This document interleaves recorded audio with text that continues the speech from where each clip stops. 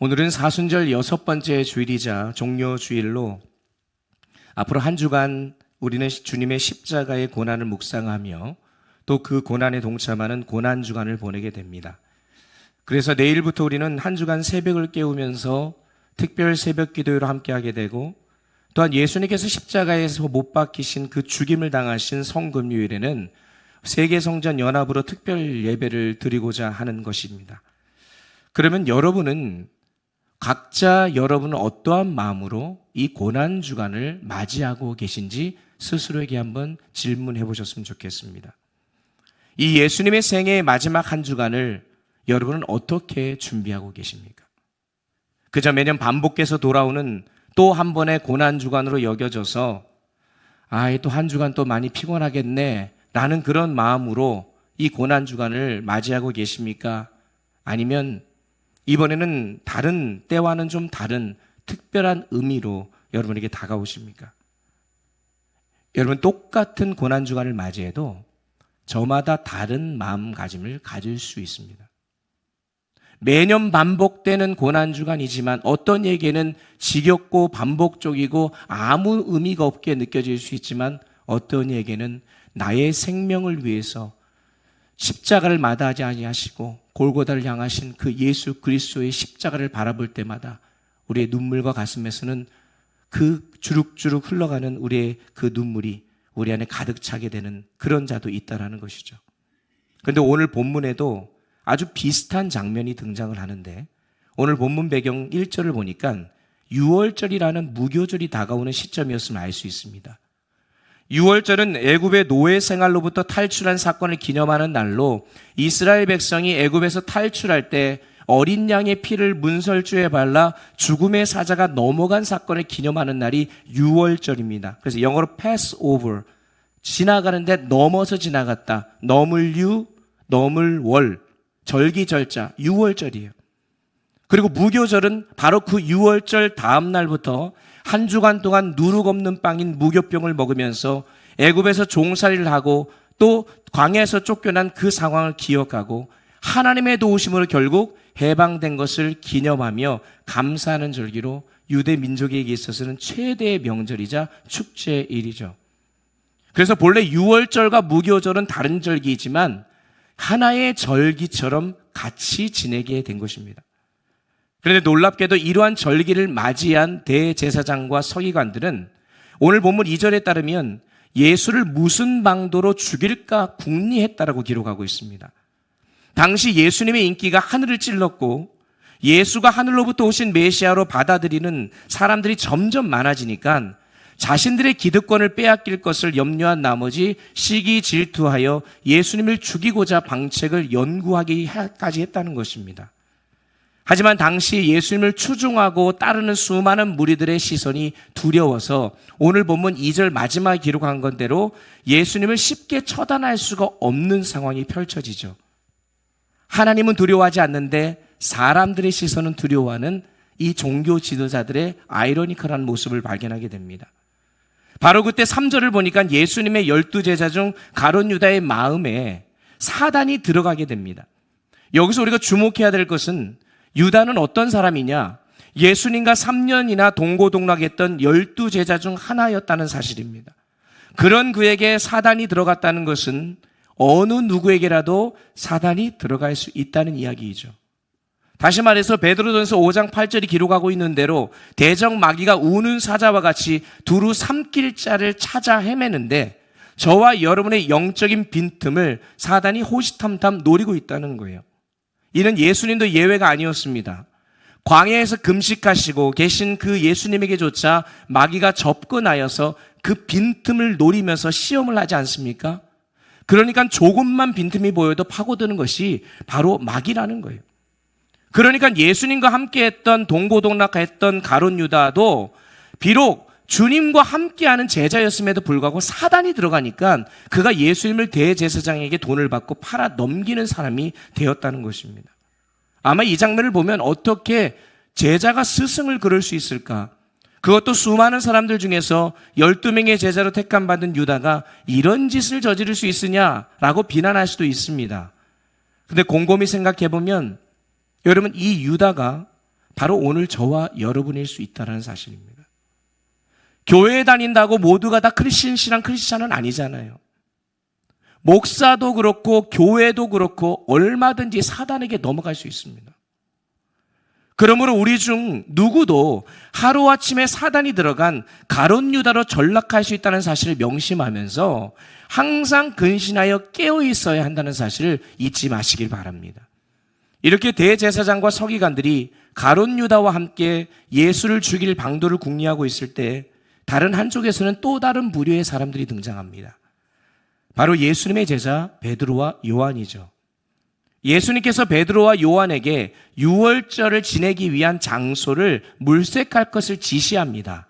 8절 이하를 보니까 예수께서 베드로와 요한을 보내시며 이르시되 가서 우리를 위하여 유월절을 준비하여 우리로 먹게 하라.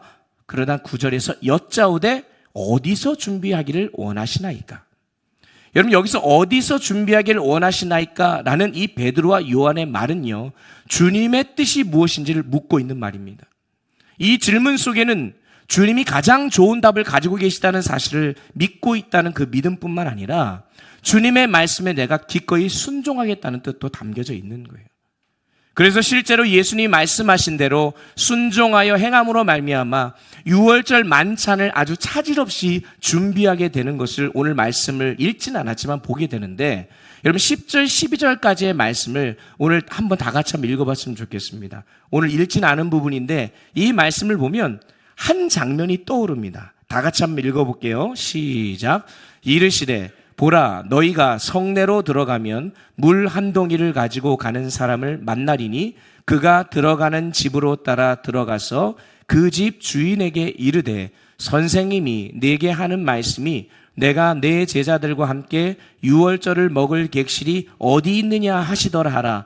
그리하면 그가 자리를 마련한 큰 다락방을 보이리니 거기서 준비하라 하시니. 자, 여러분 지금 읽은 이 말씀을 딱 읽을 때에 무엇이 떠오르십니까? 지난주일의 말씀이 혹시 떠오르십니까? 저만 떠오르나요? 지난주일의 말씀을 또 까먹으셨습니까? 지난주일 말씀을 생각해 보면 예수님께서 두 제자에게 건너편 마을로 가서 나귀 새끼를 가져오라 말씀하실 때 그 장면과 거의 유사합니다.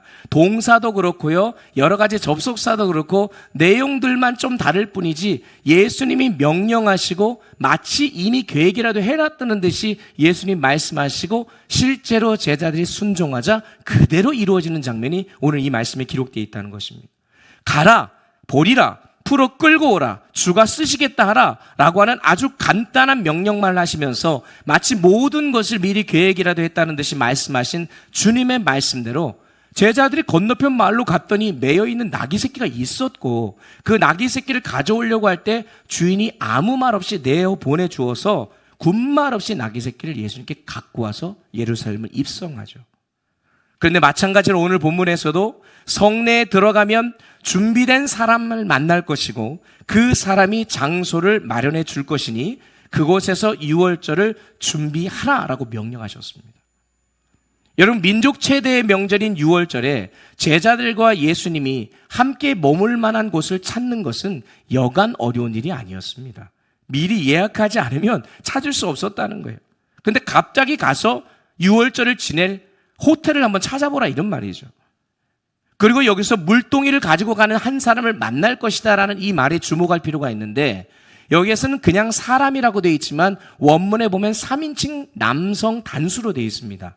즉 물동이는요, 당시에 누가 이고 다녔냐? 보통 여성들만 이고 다녔습니다. 그런데 지금 남자 한 사람이 지고 갈 것이다 라고 얘기하는 거죠. 있을 수 없는 일이에요. 근데 예수님께서는 그것을 이미 아시고 남성이 물동이를 지고 가는 것은 당시로서는 굉장히 수치스러운 일이고 놀라운 일입니다. 누가 봐도 눈에 띄지 않겠습니까? 그런데 13절이 기록하고 있는 대로 정말 예수님 말씀하신 것처럼 그들이 했더니 그대로 다 이루어져서 유월절 만찬을 할 수 있는 장소와 음식이 준비된 것입니다. 여러분, 여기서 우리는 예수님이 누구이신지 또 알게 되죠. 예수님 모든 것을 마치 자기가 다 계획한 양, 다 모든 것을 움직이시는 분이시고 주인인 양 행동하시는 분이심을 우리에게 보여주는 것입니다. 그러니까 오늘 본문의 유월절 식사, 우리에게는 성만찬, 성찬식의 유래가 되는 이 장면은 결코 우연이 아니라 하나님의 방법과 계획 속에서 이루어져 있음을 우리가 알 수 있는 것입니다.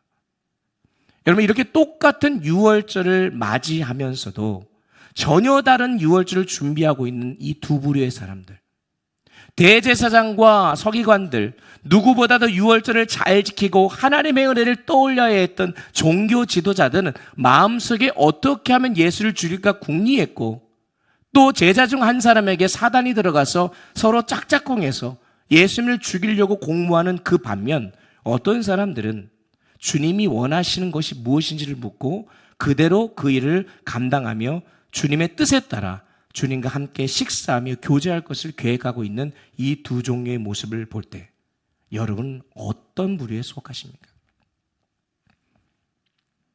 오늘로 다가오면은 내일부터 오늘부터 고난주간 한 주간이 시작이 됩니다. 예수 그리스도께서 지신 십자가, 그 십자가를 함께 묵상하고 고난을 묵상하는 저와 여러분들은 어떠한 마음을 가지고 이 한 주간을 맞이하고 있냐라는 거예요. 오늘 본문에 나타나는 베드로와 요한처럼 주님의 뜻을 묻고 그 뜻에 따라 순종하는 한 주간이 되어서 주님이 원하시고 바라시는 그 고난주간이 될 수 있기를 예수님의 이름으로 축복합니다. 그러면 이 고난주간을 시작하는 저와 여러분이 어떻게 한 주간을 준비할 수 있을까? 잠시 후에 살펴보겠지만 유월절을 준비하는 이 사람들과 마찬가지로 유월절에 어린 양 대신 예수님께서 십자가에서 죽으신 것, 그래서 예수님께서는 사실 이스라엘의 유월절에 하나님의 어린 양이 되셔서 금요일날 돌아가십니다. 그러므로 말미암아 예수님께서는 이 유월절에 어린 양이 되셨기 때문에 우리는 예수님의 십자가의 죽음을 기억하고 맞이할 때에 우리도 마찬가지로 그 유월절을 준비하는 한 주간이 되는 거거든요. 오늘 본문 15절을 보니까 때가 이름에 예수께서 사도들과 함께 앉으사 이르시되 내가 고난을 받기 전에 너희와 함께 이 유월절 먹기를 원하고 원하였노라. 여러분, 여기서 원하고 원하였다는 말은 정말로 간절히 원했다라는 것입니다. 예수님은 앞으로 자신이 당할 십자가 고난에 앞서서 뭘 원했다는 거예요? 제자들과 함께 유월절 만찬을 하기를 원했다는 거예요.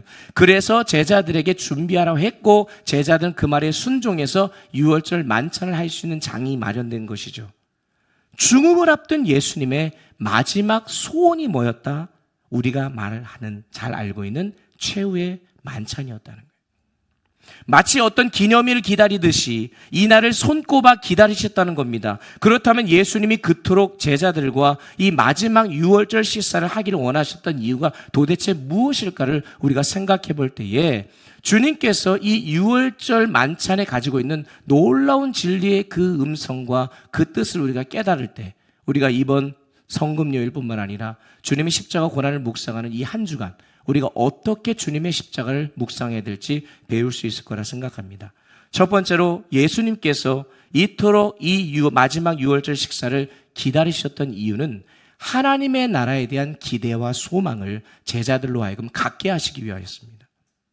예수님께서 만찬을 하시면서 두 번씩이나 하나님의 나라에 대해서 반복해서 말씀하시는데 16절을 보니까 내가 너희에게 이르노니 이 유월절이 하나님의 나라에서 이루기까지 다시 먹지 아니하리라. 18절에 가보니까요, 내가 너희에게 이르노니 내가 이제부터 하나님의 나라가 임할 때까지 포도나무에서 난 것을 다시 마시지 아니하리라 하시고, 자, 예수님께서는 십자가의 죽음을 앞두고 계신 상황입니다. 근데 예수님의 초점은 어디에 있어요? 하나님의 나라에 있다는 거죠. 예수님의 죽으심과 하나님의 나라가 직결된다는 것을 이야기하고 있습니다. 그래서 오늘 이 지금 제자들과 하게 하는 이 식사는 이 세상에서 마지막 유월절 식사라는 것입니다. 왜요? 최후에 완성될 하나님의 나라가 있는데 그날에 하나님의 나라에서 나누게 될 유월절 만찬이 있다는 것을 지금 알려주고 있는 것이죠. 해마다 여러분 유월절이 되면 이스라엘 백성들이 어린 양을 잡았습니다. 유월절을 지키기 위해서. 그래서 유월절을 잡을 때 어떤 통계에 의하면 실제로 매년 유월절이 되면 유대 전 지역에서 잡히는 이 어린 양이 약 20만 마리가 된다고 합니다. 엄청나게 많죠. 근데 그 20만 마리가 잡히는 그때, 특히 오늘 본문의 시점, 예수님이 돌아가시던 그 주간에 유월절 어린 양이 잡히던 시기는 금요일 날 해 진력이 되어야 됩니다. 근데 그때 누가 또 돌아가셨어요? 예수님께서 오후 3시에 돌아가셨습니다. 예수님의 죽으심은 그냥 죽으심이 아니라 구약의 유월절에 어린 양이 돌아가시는 그 시점에 예수님께서 동일하게 그 시점에 죽으시고 말미암아 하나님의 어린 양으로 죽으셨다는 거예요. 그러면서 그 죽으심을 오늘 이 성만찬을 통해서 알려주시면서 자신의 살이 찢기고 피가 흘리면서 내가 죽게 될 것인데 지금 너희들과 함께하는 이 만찬이 이 땅에서의 유월절은 마지막이다. 이제 내가 죽으면 너희들은 더 이상 유월절을 지킬 필요가 없다. 이제는 내가 다시 오는 그때에 영원한 하나님의 나라에서 하나님이 벌어놓으신 결혼잔치에서 만찬을 베풀 것이다 라고 얘기하고 있다는 것입니다. 온 인류를 위한 유월절 어린 양 되시는 예수님께서 십자가의 죽으심으로 우리의 모든 죄의 문제가 해결되었기 때문에 이제는 더 이상 짐승을 죽이는 유월절이 필요가 없게 되었다는 거예요. 여러분, 유월절은 예수님의 십자가로 끝나게 된 것입니다. 하나님의 아들 예수님께서 신이 유월절 어린 양이 되어서 죽임을 당하셨기 때문에 이제는 예수님이 재림하실 때에 구원받은 성도들이 주님과 함께 하나님 나라 들어가서 영원토록 그와 함께 더불어 먹고 마시는 그날을 기대하고 고대하며 살아가야 하는 것이죠. 그러므로 고난주간을 맞이하는 저와 여러분이 유월절 어린 양으로 십자가에서 죽으신 예수 그리스도를 우리가 기억하고 묵상할 때 우리의 마음속에 어떤 마음이 있어야 되느냐? 예수님의 죽으심으로 말미암아 이 땅에서의 유월절은 끝났고 이제는 영원한 하나님의 나라, 그 예수님의 단번에 죽으심으로 말미암아 나의 모든 죄가 사하심으로 이제는 영원한 하나님의 나라에 거할 수 있는, 그래서 주님과 함께 그 천국잔치에 참여할 수 있는 특권을 우리가 누리게 되었음을 믿음으로 고백하는 한 주간이 되어야 한다는 것입니다. 여러분, 예수 그리스도께서 우리를 위해 십자가에서 죽으심을 믿으십니까? 그분의 죽으심이 우리의 모든 죄와 허물을 사하신 줄 믿으십니까? 그렇다고 한다면 우리는 하나님의 자녀가 되었고 그로 인해 이제는 비록 이 땅에서 살아가서 때로는 힘들고 어려운 순간들도 있지만 우리는 이 땅에 속한 자가 아니라 하늘에 속한 자로 이 땅에서 호의호식하며 살아가는 것을 기대하는 것이 아니라 저 하늘나라에서 하나님과 함께할 그날을 우리가 기대하고 소망하며 살아가야 된다는 거예요. 그래서 예수님께서는 십자가의 죽음을 앞두고 두려울 법도 한데 그분이 원하고 바라는 것은 제자들과 이 만찬하는 걸 원했다는 거예요. 하나님의 나라를 기대하고 계시기 때문에 그래요. 저와 여러분의 소원은 무엇입니까? 저마다 뭐가 갖고 싶은 것, 하고 싶은 것 너무 많아서 하나를 꼽기 힘들죠. 근데 여러분, 너무 많다는 것은 삶이 굉장히 복잡하고 힘들어서 한 가지에 집중하지 못합니다. 그런데 뜻을 하나로 정한 사람은요, 삶이 단순합니다. 그거 하나를 위해서 살아갑니다. 예수님께서는 하나님이 정해놓으신 그 뜻을 위해 이 세상에 오셨고 그 뜻을 위해 사시다가 그 뜻을 위해 돌아가셨습니다.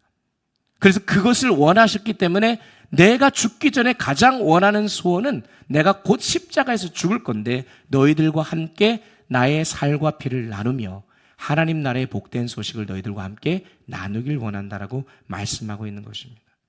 여러분, 이번 한 주간 이 땅에 그 무엇이 아니라 영원한 하나님 나라에서 먹게 될 그 축제를 기대하고 소망하는 한 주간이 되었으면 좋겠습니다. 특별히 여기서 성만찬의 기원이 되는 말씀인데 우리가 분기별로 성만찬을 하게 되고 이번 주 금요일에도 성찬을 하게 됩니다. 여러분, 성찬을 왜 하는 거겠습니까? 이 성만찬을 통해 주님께 떡과 살을 함께 나누면서 결국 우리가 장차 예수 그리스도와 함께 그 하나님 나라에서 함께 만찬을 나눌 것을 미리 이곳에서 연습하는 거예요. 그 연습하는 시간이 이 성만찬입니다.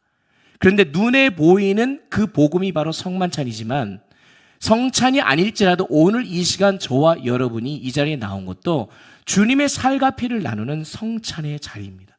그래서 그 하나님의 은혜를 기억하며 마음에 새기며 내가 천국 백성임을 기억하는 것, 그것이 오늘 우리의 자세이어야 한다는 것이죠. 그래서 이번 한 주간 우리가 주님의 십자가를 묵상할 때에 하나님 나라를 소망하고 기대하는 저와 여러분 되시기를 예수님의 이름으로 축복합니다. 두 번째로 예수 그리스도의 피로 세운 새 언약 백성임을 기억하는 한 주간이 되어야 됩니다. 오늘 보면 19절 20절을 다 같이 한번 읽어보겠습니다. 함께 읽겠습니다. 시작. 또 떡을 가져 감사기도 하시고 떼어 그들에게 주시며 이르시되 이것은 너희를 위하여 주는 내 몸이라. 너희가 이를 행하여 나를 기념하라 하시고 저녁 먹은 후에 잔도 그와 같이 하여 이르시되 이 잔은 내 피로 세우는 새 언약이니 곧 너희를 위하여 붓는 것이다. 지금 예수님은 새 언약에 대해 말씀하십니다. 이는 예레미야 33장에서 이미 예언한 새 언약입니다. 돌판에 새겨지지 아니하고 너희의 신비에 새겨질 거라고 말씀하셨는데 새 언약이 있다는 전제가 뭡니까? 옛 언약이 있다는 거죠. 옛 언약은 레위기에 따르면 짐승이 피를 흘리면 사람의 죄를 씻을 수 있다라고 17장에 이야기합니다. 그러나 사람은 죄사함을 받기 위해 짐승을 가져와서 직접 죽이고 그리고 번제물을 올려들어도 돌아가는 길에 또 죄를 반복해서 짓는 자가 연약한 우리가 바로 이러한 존재라는 거죠. 이렇게 평생 짐승을 대신 죽여야 용서함을 받는 존재가 바로 저와 여러분이라는 것입니다. 그러면서 예수님께서는 이런 우리를 위해서 매번 짐승의 피를 통하여서 우리의 죄를 사함받고 그것을 당연하다는 듯이 묻어져 있는 우리들을 위해서 직접 당신께서 피를 흘리심으로 말미암아 단번에 우리의 모든 죄를 용서해 주신 것입니다. 그러므로 예수님께서는 십자가의 피로 인간의 모든 죄를 용서해 주시는 새로운 언약을 허락하여 주신 것이죠. 그래서 구약의 옛 언약은 다 파기되고 이제는 예수님의 죽으심으로 찢기시고 흘리신 피와 살로 인하여서 우리에게 새 언약을 주심으로 말미암아 이제는 그 예수 그리스도를 믿기만 하면 하나님의 자녀가 되어서 언약 백성으로 살아갈 수 있는 놀라운 특권을 우리에게 허락하여 주셨다는 것이죠. 그러므로 여러분, 구원받은 하나님의 백성들은 더 이상 옛 언약이 아니라 새 언약 백성임을 기억하며 살아야 합니다. 그러므로 오늘 예수 그리스도를 믿고 그를 따르는 우리들도 예수님의 피로 세운 새 언약의 수혜자들인 거예요. 이전에 이스라엘 백성들이 어린 양의 피를 문에 발랐듯이 우리도 예수 그리스도의 보혈을 통해 죄 용서함을 받은 것입니다. 그래서 우리가 이 예배당이 들어오기 전에 앞마당에서 짐승을 죽이지 않았지만 실제로는 예수 그리스도의 피가 흘렀기 때문에 그 피가 우리를 덮었기 때문에 오늘도 주님의 보호자 앞에 나올 수 있는 특권을 누린 새 언약 백성이라는 것이죠. 결국 예수님께서 십자가에 달려 돌아가신 것은 우리를 죄로부터 구원하시기 위한 대속적 죽음으로 예수님께서 직접 우리를 위한 유월절 어린 양 희생 제물이 되신 것입니다. 그래서 19절에서 예수님은 떡과 잔을 나눠주시면서 이것을 기념하라 그랬습니다. 기념이라는 걸 remember, 기억하라는 거예요. 기억하라는 거예요. 사람은 망각의 동물이라 그러잖아요. 우리가 주님의 은혜를 기억하는 거죠. 주님의 십자가를 기억하고 주님께서 찢기신 살을 기억하고 우리를 위해 흘리신 피를 기억하며 그분으로 인해서 옛 언약이 파기되고 새 언약 백성이 되어서 이제는 그 언약 백성답게 살아가는 삶을 살아가는 것, 이것이 우리 주님께서 십자가에서 죽으신 그 의미이요, 또 이번 한 주간 우리가 다짐하고 결단해야 될 그런 일들인 것입니다. 그래서 여기서 나의 십자가라고 해서 여러분들에게 드려진 이 내용에 내가 새 언약 백성됨을 기억하며 하나님, 내가 하나님의 백성으로 어떻게 서야 할지를 결단하고 다짐하는 것, 그 모습이 오늘 이 말씀 속에서 우리에게 도전하고 있는 것입니다. 여러분, 우리를 위해서 십자가에서 온 몸을 내어주신 주님의 그 사랑과 은혜가 아니었으면 저와 여러분은 온전히 설 수 없는 그런 연약한 존재임을 기억하시기 바랍니다. 그래서 일평생 내가 새 언약 안에 있다는 사실을 우리는 잊지 않아야 하는 것이죠. 그래서 이 의미를 깨닫게 하시고자 예수님께서는 제자들과 함께 유월절 식사를 나누기를 원하셨던 겁니다. 새 언약 백성으로 십자가와 부활을 믿는 믿음으로 결국 우리는 죄를 이기며 살아가는 삶을 살아야 합니다. 그것이 예수님께서 십자가에서 죽으시고 우리의 모든 죄를 단번에 사하신 이유 아니겠습니까? 예수님께서 그렇게 단번에 모든 죄를 사하셨는데 우리는 여전히 죄를 이기지 못하는 그런 삶을 살아간다고 한다면 여러분, 이 십자가의 의미가 퇴색되는 것이죠. 그러니 우리는 날마다 주님의 살과 피를 먹어야 됩니다. 그래서 초대교회 때는 초대교회 공동체가 날마다 떡과 살, 주님의 살과 피를 먹는다고 하니까 무슨 식인 공동체냐 이렇게 이야기들도 했지만 사실 그것이 아니라 주님의 떡, 요한복음 6장의 말씀에 보면 48절에 보니까 내가 곧 생명의 떡이라. 나는 하늘에서 내려온 살아있는 떡이니 사람이 이 떡을 먹으면 영생하리라. 내가 줄 떡은 곧 세상의 생명을 위한 내 살이니라 라고 말씀합니다. 주님을 먹는 거예요. 날마다 주님을 먹는 거예요. 말씀을 먹는 거죠. 그리고 주님의 피로 다시 한번 나의 모든 죄를 덮는 겁니다. 이것이 날마다 우리 안에 반복되어질 때 주님의 찢기신 팔과 살을 기념함으로 그것이 우리의 모든 죄를 이기게 하는 능력이 되는 것이죠. 그래서 저와 여러분이 이번 한 주간 주님의 십자가를 함께 묵상할 때에 주께서 옛 언약을 파기하시고 새 언약 백성 되게 하신 그 은혜를 우리가 날마다 기억하며 이번 한 주간을 보내야 될 줄 믿습니다. 근데 이 마지막 이 세 번째가 굉장히 중요합니다. 우리는 이 마지막 유월절 만찬에 기록되어 있는 이 본문의 말씀 앞뒤로 가룟 유다의 배반 이야기가 기록되어 있다는 사실에 좀 주목할 필요가 있습니다. 복음서의 저자인 특히 누가가 의도적으로 이 유월절 만찬 새 언약 백성됨을 기억하고 하나님 나라를 소망하고 기대하는 자로 서기를 원하는 이 말씀 앞뒤로 가룟 유다의 이야기를 기록하고 있어요. 그러니까 이 말은 무슨 말이냐? 예수님의 이 새 언약 백성된 이 유월절 만찬이 이루어지는 중간에 지금까지 겉으로 드러나지 않았던 가룟 유다의 마음이 드러나기 시작한 거예요. 예수님이 십자가에 못 박혀 돌아가실 쯤 되니까 예수님을 팔아넘기려는 계획이 점점 드러나기 시작했던 겁니다. 예수님의 살과 피를 먹고 마시는 성찬식을 할 때에 하나님의 나라에 대한 기대와 소망을 가지고 예수 그리스도의 언약의 피에 대한 고백과 함께 한 가지가 더 생겨나는 것이 무엇이냐? 가룟 유다의 실체 또한 드러나게 됐다는 거예요. 무슨 말이겠습니까? 주님의 십자가 고난을 묵상하면 저와 여러분의 더러운 죄악의 실체도 드러나게 되어 있다는 거예요. 그러므로 우리가 성찬을 임할 때에도 하나님의 나라의 기대와 예수 그리스도의 십자가에 대한 피에 대한 고백과 더불어서 우리가 반드시 있어야 하는 것이 뭐냐면 우리의 죄가 드러나고 그 죄가 정결케 되어지는 역사가 있어야 한다는 것입니다. 여러분, 가룟 유다는 주님께서 주시는 떡과 잔을 다른 제자들과 함께 같이 마셨습니다. 예수님께서는 가룟 유다를 위해서도 찢기시고 피 흘리신 것입니다. 그렇게 가룟 유다가 주님의 떡과 잔을 마실 때에 그의 마음속에는 어떤 마음으로 가득했냐? 예수님을 대제사장에 어떻게 넘겨줄까 사단이 들어가서 그 고민을 했다는 거예요. 그때 우리 주님께서 오늘 보면 21절 말씀 보십시오. 뭐라고 되어 있냐? 그러나 보라, 나를 파는 자의 손이 나와 함께 상 위에 있도다. 여러분, 이 말씀 하셨을 때 유다가 깜짝 놀랐을까요? 안 놀랐을까요? 놀랐을 것 같습니까? 안 놀랐을 것 같습니까? 놀랐을 것 같기도 하고 사단이 들어갔으면 놀라지도 않았을 것 같기도 하고 그렇습니다. 그런데 가룟 유다는 이미 대제사장들과 성전 경비대원들에게 예수를 넘겨주고 그 대가로 돈까지 받기로 약속하고 있었습니다. 그러니까 사실 이 예수님 말씀하셨을 때 뜨끔했겠죠. 예수님은 이처럼 자신이 가룟 유다가 자신을 배신할 것조차 알고 계시면서도 떡과 잔을 나누시면서 이 마지막 유월절을 하고 계셨다는 것입니다.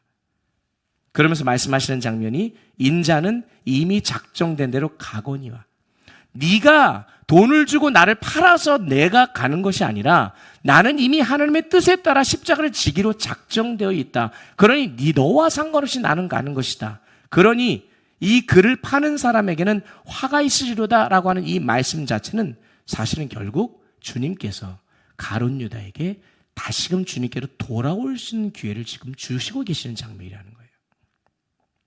예수님이 제자들을 향해서 우리 중에 이 일을 행할 자가 누구냐라고 물었을 때에 나머지 제자들은 전혀 몰랐다는 그 모습으로 반응을 합니다.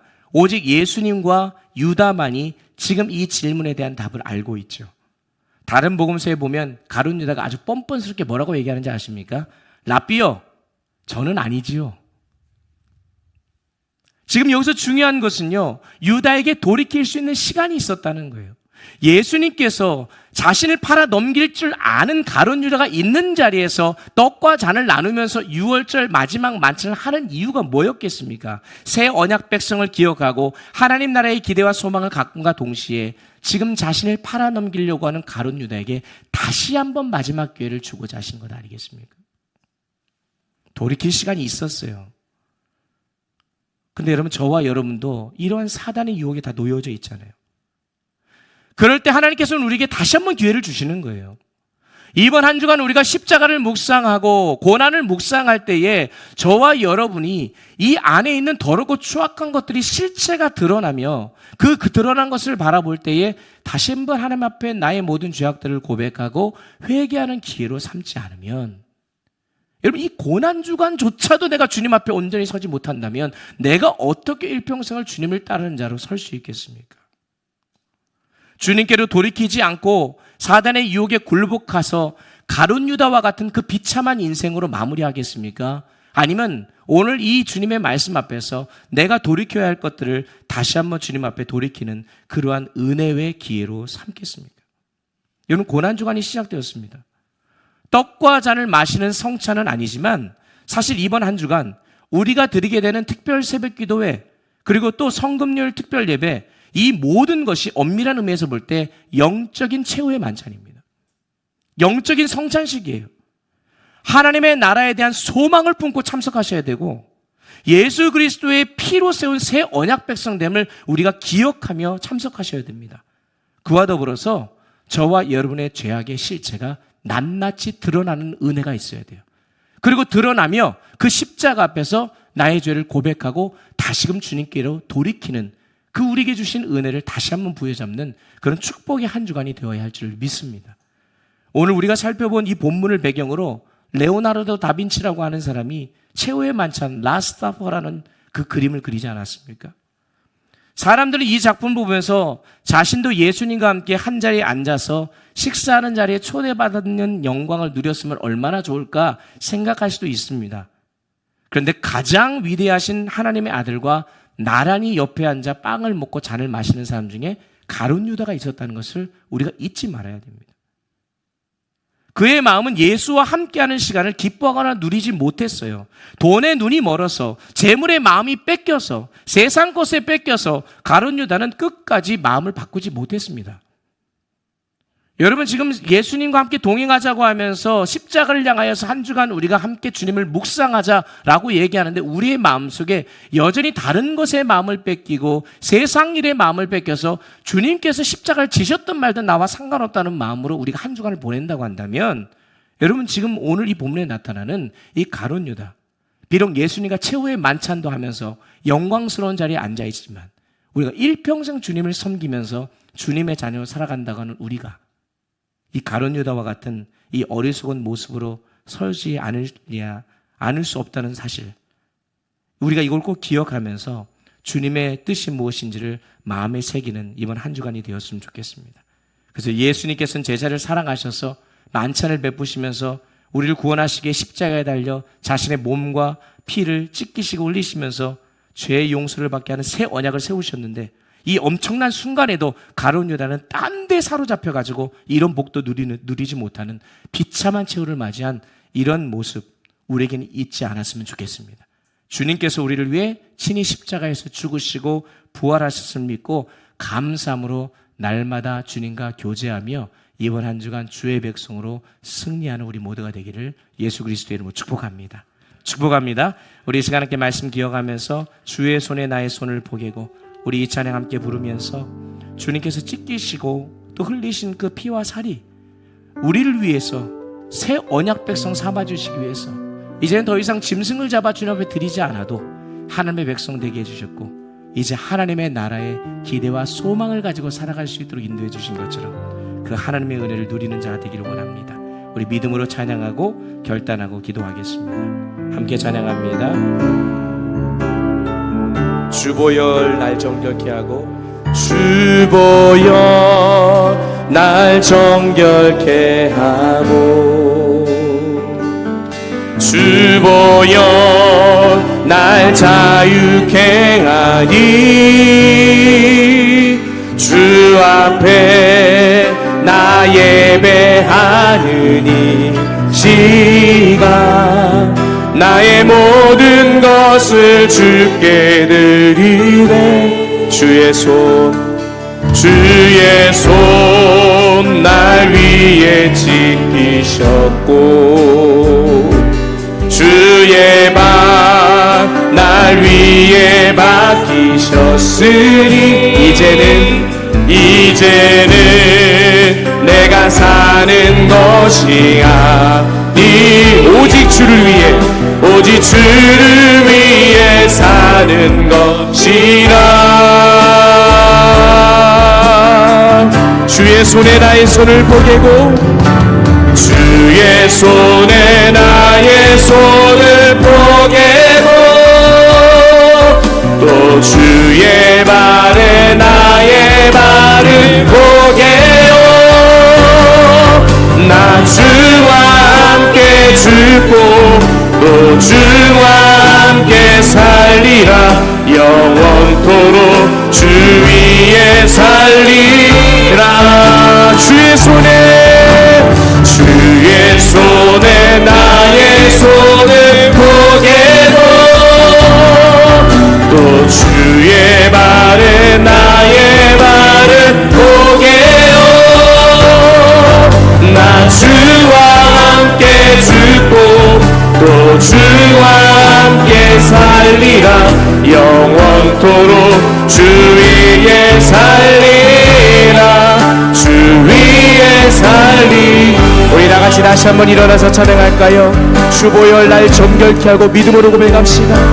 주보혈 날 정결케 하고 주보혈 날 자유케 하니 주보혈 날 자유케 하니 주 앞에 나 예배하는 주 앞에 나 예배하니 시간 나의 모든 것을 주께 드리네. 주의 손